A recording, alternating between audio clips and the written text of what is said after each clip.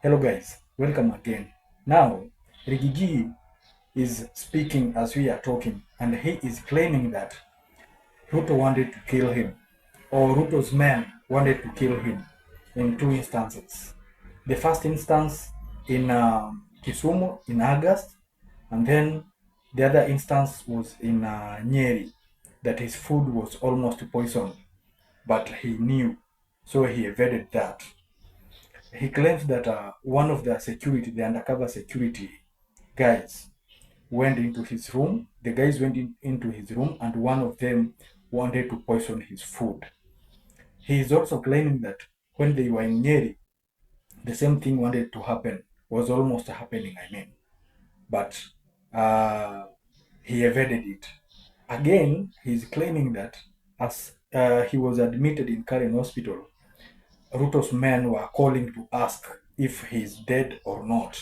They were calling now and then, asking on how he's doing, if he's dead or if he has survived.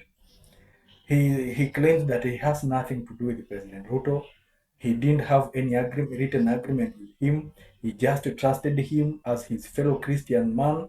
But now what Ruto is doing has astonished him, and he can't believe what he is seeing. Listening to his speech shortly. Thank you very much. I think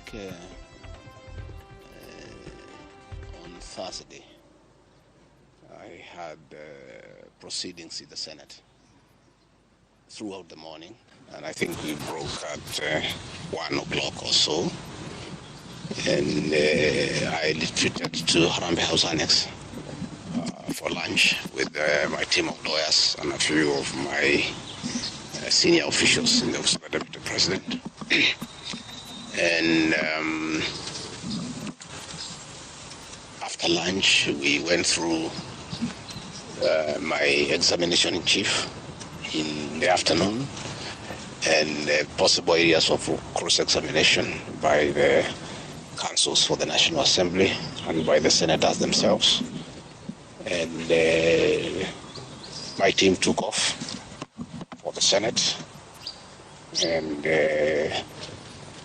I went through my office to pick my notes. And when I was going to the office is when suddenly I developed very, very intense pain in the chest. And I sat down, and the pain continued. And it was very intense and very sharp.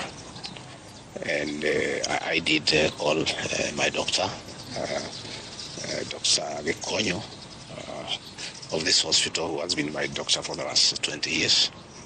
And I described him in brief how I was feeling. He asked me about the intensity of the pain, and I told him it was very, very, very intense. And as we were speaking, I started having shortness of breath. And Dr. Gachagua instructed me to drop everything I was doing and get here to Karen as quickly as possible. He told me what I had described is not a good thing, and I should come here. And I went down through the lift to my car, and he instructed my people to very speedily bring me here. And by the time I was getting here, I was under a lot of pain and shortness of breath. And I found Dr. Gachagua and his team of paramedics were waiting for me, and quickly examining me. What happened on Thursday is a culmination of continuous persecution and stress for a year. And when I look at it, probably it is history repeating itself. That President William Ruto wanted to take me the route President Daniel Arap Moi took Kenneth Matiba. He pushed Matiba up to getting a stroke and eventually dying. when I look to what the president is doing to me, especially now when I'm in hospital, crippling me, treating me like an animal. I think he wanted to take me the Matiba route. But God is gracious. It didn't happen that way. I hear many of his people are calling here asking whether I'm dead, whether I'll survive, whether I'll recover. They were celebrating. It's the most unfortunate thing that has ever happened in this country. That you can be so vicious to a man who helped you to be president. And the crime of this man, telling you the truth. Don't evict people without compensation, Mr. President. Mr. President, don't overtax people. You are killing them, you are killing their businesses. Don't force a housing program on people. If people do not want these houses, don't force them. My only problem with the president is just being truthful because nobody else can tell him. The framers of the 2010 Constitution wanted a deputy president who is elected as a buffer who can stand for the people. The charity we are being treated for, too, is get rid of an elected deputy president and appoint a control freak. A fellow you appoint who cannot ask a question, who cannot say anything.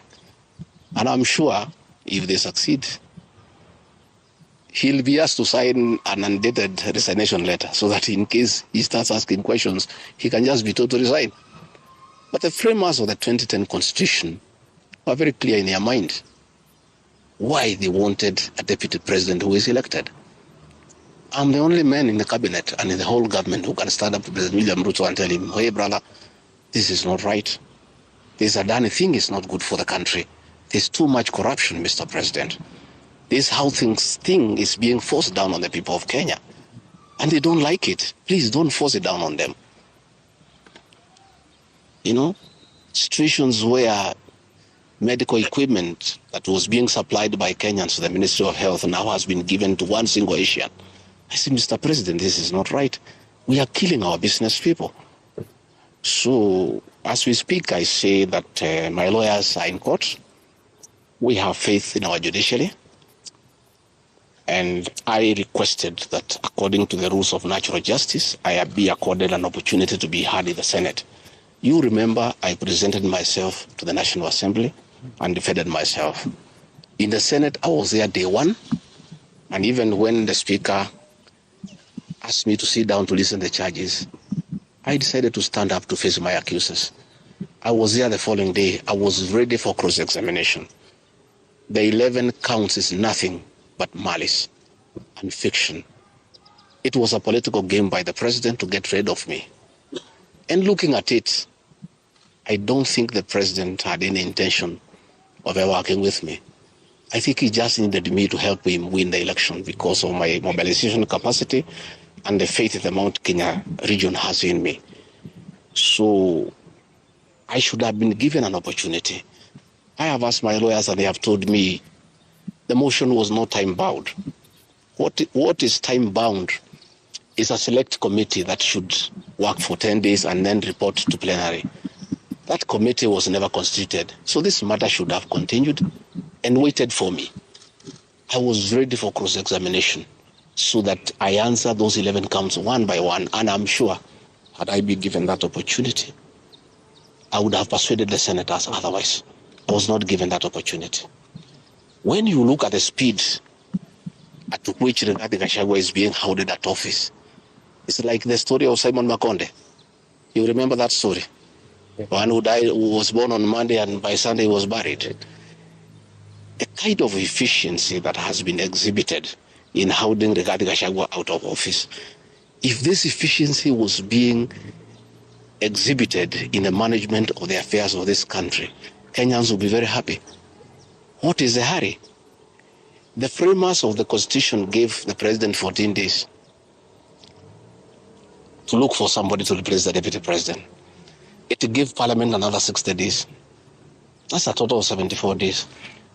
Why is a job that was prescribed by the framers of the Constitution to be done within 74 days is being done in half a day? You must ask yourself that question. I think he's being hurried to circumvent justice to avoid the courts of law from interrogating this matter and making a decision. The courts told us they don't want to interfere with the process, to let the parliamentary process get finished and then go to them. We have gone to them now. It's over. The courts will interrogate the process and make a determination. But I ask, let the president obey court orders. Through a court order, Rigathi Gachagua is deputy president. Why doesn't he have cars? Why doesn't he have security? Why has his office been made dysfunctional? I think it's very important. But finally, I want to tell the people of Kenya that I don't feel safe. And for the first time, let me say that on 30th of August in Kisumu, undercover security agents entered my room in Kisumu and bagged it. And one of them tried to poison my food. But we detected it and we were able to escape the scheme. I was supposed to be killed through poisoning. On 3rd of September, in Nyeri, another team from the National Intelligence Service came to Nyeri and tried to poison food that was meant for me and Kikuyu Council of Elders. I did report this matter to the National Intelligence Service, and the officers who were assigned to my office, I asked them to leave because I felt I was not safe. After the 2 attempts to assassinate me through food poisoning failed, it is when this impeachment motion was hatched. When my security was withdrawn here, officers from the National Intelligence Service have been hovering in every room, in every compound here, to an extent that I had to call my wife and my children to come and stay in my room, just in case they get entry to my room or compromise the people who are treating me. So Rigathi Gachagua and his family feel very exposed because these people have tried to kill us before. They have now tried to get us out of office. So I asked President William Ruto, my brother, I helped you to be president. Leave me alone. Leave my children alone. Do whatever you want, but let me live. Let me look after my children. You can do whatever you want with the country, but allow me to live. Because I was there for you when you needed somebody to be there for you. When you were in trouble and you needed a man who could stand with you, I stood with you, with my family. You have paid us in kind by being so cruel and vicious against us. We are simple people. We are a very small family. Let us be. Do whatever you want, but please, Mr. President, I beg you, don't kill us. Don't kill my children. You have caused me enough pain for the last 1 year. Please, leave me alone. Let me be. God will take care of me. I don't have to have security. I don't have to have drivers. I don't have to have cars. Please allow me to have my peace, if nothing else. And remember, I was there for you when you needed a man to be there for you. Let the courts of law uphold and protect our Constitution. I ask the Chief Justice, Martha Koome, to live true to the fidelity of our Constitution, to make sure that this is a country of the rule of law, to allow the court process to take place and ensure that this process is not nugatory. There are orders asking that Rigathi Gachagua remain in office until this matter is heard and determined. Let it be. Thank you very much. Now, guys, what's your take on this? Because he is saying after the impeachment comes after all the 2 attempts to eliminate him. That's when they decided now, if he has evaded the missions to assassinate him. Now he has been impeached. Again, he's asking if it's a genuine thing. Why has the president made it so fast? The court or the law gives him 2 weeks to nominate somebody to replace an impeached deputy president, and also the parliament is given a timeline of 60 days. But the president has done it in less than 3 days. He has already nominated someone to replace him, and again, he wanted him to be sworn in, even if the impeached deputy president is still in hospital. But the president has become so inhuman. Rigiji says he cannot imagine it's President Ruto who is doing this to him. Guys, what's your take? Please comment and like our video. That's the only gift you can give us. Bye bye.